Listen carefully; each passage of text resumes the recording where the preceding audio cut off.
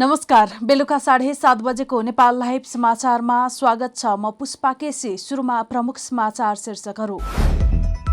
सत्तारूढ गठबन्धनमा सहभागी दलहरू मन्त्रालय बाँडफाँडमा करिब सहमति नजिक। घटस्थापनाको साइतमा 21 गते मन्त्री परिषद विस्तार गर्ने प्रधानमन्त्री देउवाको तयारी। पुष्टि हुन सकेन 38 क्विन्टल सुन तस्करीको आरोप। सनम साक्य हत्या प्रकरणमा गोरेसहित 8 जना ज्यान मुद्दामा मात्रै दोषी। आरोपित सबै प्रहरीले पाए सफाई। सिभिल ग्रुपका अध्यक्ष इच्छाराज तामाङ सहित ठगी आरोपमा 12 जना पक्राउ। अहिलेसम्म 70 करोड रुपैयाँ ठगी गरेको भन्दै 130 जनाबाट उजुरी। ताइवान चीनको कब्जामा गए एसियाको शान्तिमा विनाशकारी परिणाम आउने ताइवानी राष्ट्रपतिको चेतावनी। ताइवानले सैन्य टकराव नचाहेको उल्लेख। आफ्नो रक्षाका लागि तयारी अवस्थामा रहेको दावी।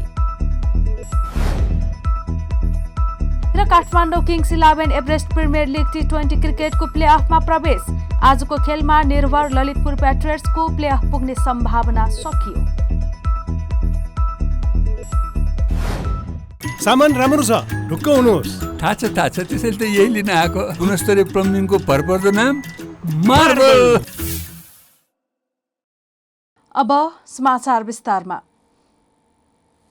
सत्तारूढ गठबन्धनमा सहभागी दलहरूबीच मन्त्रालय बाँडफाँडमा करिब सहमति जुटेको छ। यससँगै प्रधानमन्त्री शेरबहादुर देउवाले सरकार निर्माण भएको 87 दिनपछि मन्त्री परिषद विस्तार गर्ने भएका छन्। बालुवाटारमा आज बसेको सत्तारूढ गठबन्धनको शीर्ष नेताहरूको बैठकमा असोज 21 गते मन्त्री परिषदलाई पूर्णता दिने सहमति भएको हो। आज नै मन्त्री परिषदलाई विस्तार गरौं भन्ने थियो, तर प्रधानमन्त्रीज्यूले असोज 21 गते घटस्थापनाको दिन पनि भएकाले सोही दिन गरौं भन्नुभयो। गठबन्धन दलका एक नेताले भने अब त्यसै दिन मन्त्री परिषद विस्तार हुन्छ।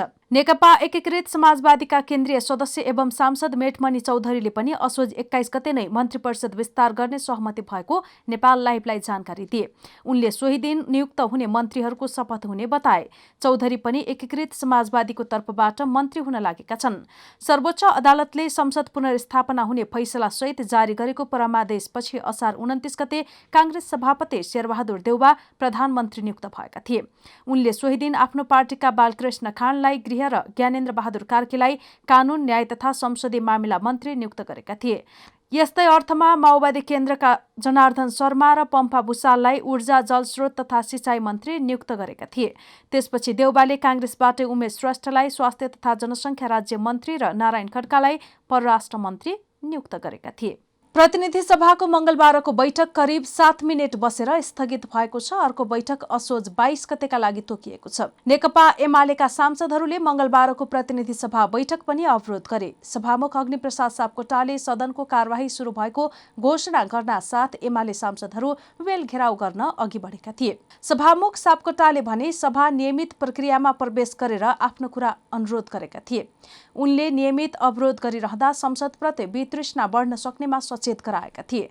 उनले बैठक सञ्चालनमा सहयोगको अपेक्षा गरेको भए पनि एमालेको अवरोध रोकिएन। उनीहरूले कालो धन हामीलाई चाहिँदैन, देश लुट्न पाइँदैन, यथास्थितिमा संसद चल्न सक्दैन लगायतका केही हप्ता यता लगाइरहेका नारा दोहोर्याएका थिए। अवरोधकै बीच सभामुख सापकोटाले प्रधानमन्त्री शेरबहादुर देउवाको तर्फबाट कानून मन्त्री ज्ञानेन्द्र बहादुर कार्कीलाई राष्ट्रिय दलित आयोगको प्रतिवेदन 2077-78 प्रस्तुत गर्न समय दिएका थिए। मन्त्री कार्कीले प्रतिवेदन पेश गरेका छन्। एमालेले गत भदौ 23 गतेदेखि सुरु भएको 9औं अधिवेशनदेखि प्रतिनिधि सभाको बैठकमा नाराबाजी गरिरहेको छ।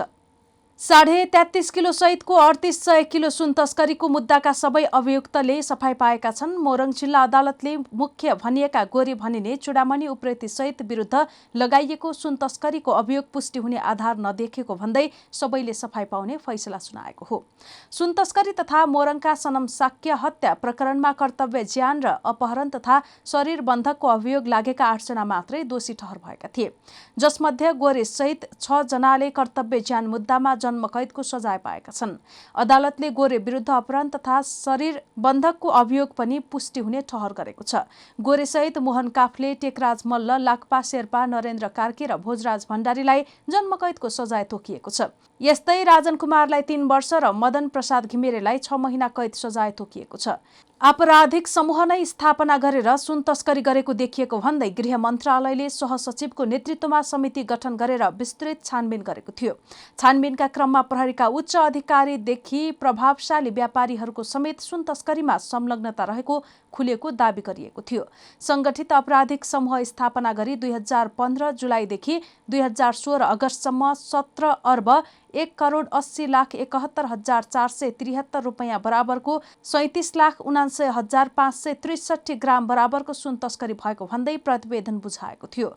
यस्तै मुद्दा लागेका सबै प्रहरी अधिकारीले सफाई पाएका छन्। आरोपित सबै प्रहरी अधिकारीले सफाई पाएको अदालतका श्रेष्ठदार टिकेन्द्र वीरजङ राणाले जानकारी दिए।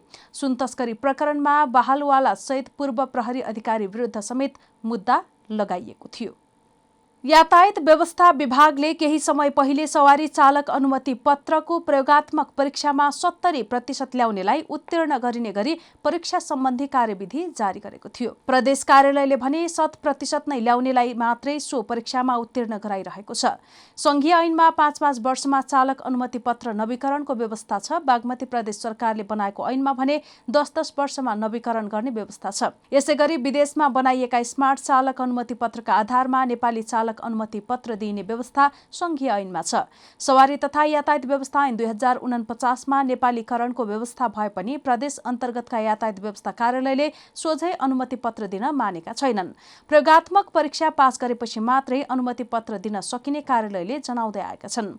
चालक अनुमति पत्र नेपालीकरण परीक्षा प्रणाली र नवीकरण उदाहरण मात्रै हुन्। नयाँ संविधान जारी भएपछि यातायात क्षेत्र खास गरी चालक अनुमति पत्रमा संघ र प्रदेशबीच कार्यक्षेत्रमा अन्योलता देखिएको छ। संघले एक थरी निर्णय गर्दा वा संघीय ऐनमा एक थरीको व्यवस्था हुँदा प्रदेशले अर्कै किसिमको ऐन बनाएको छ। यातायात प्रदेश सरकारको एकल अधिकार जनाउँदै संघीय सरकारको ऐन कानून निर्णय नमान्ने गरेको पाइएको छ।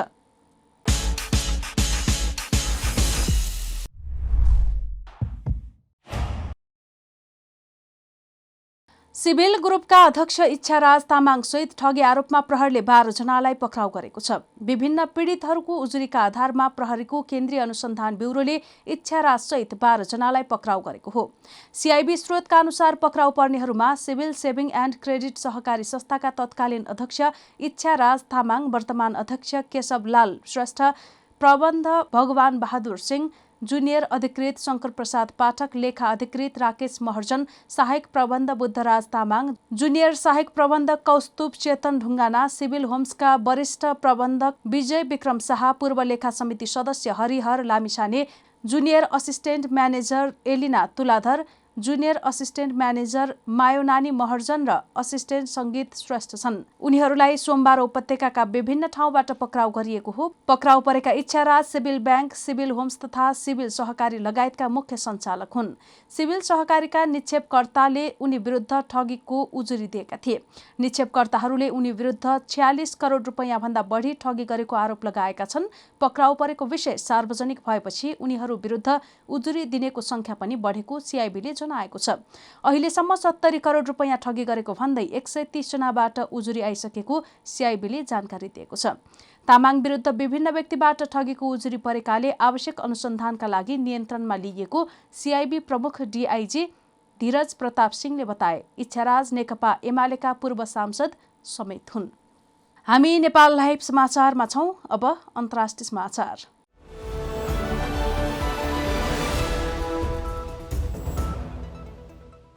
ताइवानकी राष्ट्रपतिले देशमा चीनको कब्जा भएमा यसले एसियाको शान्ति र लोकतन्त्रमा विनाशकारी परिणाम हुने उल्लेख गरेकी छिन्। फरेन अफेयर्स पत्रिकामा राष्ट्रपति त्साई इङ वेनले एक लेख लेख्दै ताइवानले सैन्य टकराव नचाहेको तर आफ्नो रक्षाका लागि जे गर्नुपर्ने हो त्यसका लागि तयार रहेको उल्लेख गरेकी छिन्।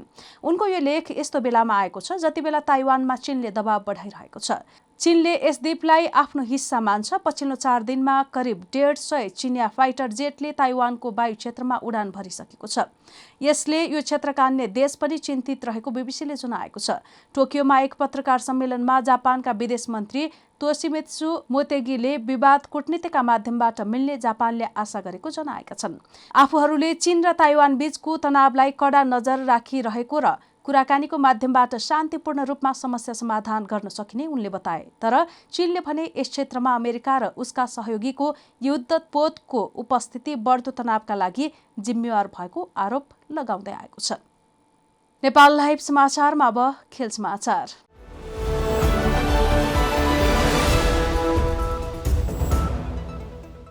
काठमाडौँ किङ्स 11 चौथो संस्करणको एभरेस्ट प्रिमियर लिग टी20 क्रिकेटको प्लेअफमा प्रवेश गरेको छ। भिजेको आउटफिल्डका कारण मंगलबार काठमाडौँ र भैरहवा ग्ल्याडिएटर्स बीचको खेल रद्द भएको हो। खेल स्थगित भएसँगै दुवै टोलीले एक एक अङ्क बाँडेका हुन्। यो सँगै लिग तालिकामा भैरहवा तेस्रो तथा काठमाडौँ चौथो बन्दै प्लेअफमा पुगेका हुन्। उनीहरूको खेलमा निर्भर ललितपुर प्याट्रियट्सको प्लेअफ पुग्ने सम्भावना सकिएको छ। अब एलिमिनेटरमा तेस्रो भएको भैरहवा र चौथो भएको काठमाडौँ बीच प्रतिस्पर्धा हुनेछ भने शीर्ष स्थानको चितवन टाइगर्स र दोस्रो स्थानको पोखरा राइनोज एक आपसमा भिड्नेछन्। इपिएलमा चितवन 5 खेलमा 4 मा जित र 1 मा हार सहित शीर्ष स्थानमा रह्यो भने पोखरा 5 खेलमा 3 मा जित र 1 मा हार सहित 7 अङ्क सहित दोस्रो स्थानमा रह्यो। भैरहवा 5 खेलमा 2 मा जित सहित 7 अङ्कका साथ तेस्रो स्थानमा छ भने ललितपुर 5 खेलमा 3 मा हार र 1 मा जित सहित 3 अङ्कका साथ पाँचौं स्थानमा रह्यो। काठमाडौँ नेट रन रेटका कारण एलिमिनेटर खेल खेलेको हो। ललितपुर 5 खेलमा 3 मा हार र 1 मा जित सहित 3 अङ्कका साथ पुछारमा रह्यो। पहिलो क्वालिफायर बुधबार 9:30 मा हुनेछ। बुधबार नै एलिमिनेटर हुनेछ। एलिमिनेटर 31 मा हुनेछ। प्रतियोगिताको दोस्रो क्वालिफायर बिहीबार र फाइनल शनिबार हुनेछ।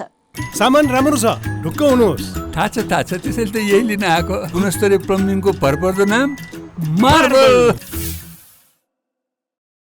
नेपाल लाइभ समाचार सकिएको छ। समाचारको अन्त्यमा प्रमुख समाचारका शीर्षकहरू फेरि एकपटक। सत्तारूढ गठबन्धनमा सहभागी दलहरू मन्त्रालय बाँडफाँडमा करिब सहमति नजिक। घटस्थापनाको साइतमा 21 गते मन्त्री परिषद विस्तार गर्ने प्रधानमन्त्री देउबाको तयारी। पुष्टि हुन सकेन 38 क्विन्टल सुन तस्करीको आरोप। सनम साक्य हत्या प्रकरणमा गोरेसहित 8 जना ज्यान मुद्दामा मात्रै दोषी। आरोपित सबै प्रहरीले पाए सफाई। सिभिल ग्रुपका अध्यक्ष इच्छाराज तामाङ सहित ठगी आरोपमा 12 जना पक्राउ। अहिलेसम्म 70 करोड रुपैयाँ ठगी गरेको भन्दै 130 जनाबाट उजुरी। ताइवान चीनको कब्जामा गए एसियाको शान्तिमा विनाशकारी परिणाम आउने ताइवानी राष्ट्रपतिको चेतावनी। ताइवानले सैन्य टकराव नचाहेको उल्लेख। आफ्नो रक्षाका लागि तयारी अवस्थामा रहेको दाबी। र Kathmandu Kings 11 Everest premier league टी20 क्रिकेटको प्लेअफमा प्रवेश। आजको खेलमा निर्भर ललितपुर प्याट्रियट्सको प्लेअफ पुग्ने सम्भावना सकियो। नेपाल लाइभ समाचार आज यति नै। यसपछि 8:30 बजे कार्यक्रम बहसमा काङ्ग्रेस हेर्न सक्नुहुनेछ। यस्तै हाम्रा अन्य कार्यक्रम नेपाल लाइभको Facebook page, YouTube channel, Twitter र हाम्रो वेबसाइट नेपाललाइभ.com मा पढ्न र हेर्न सक्नुहुनेछ। नमस्कार।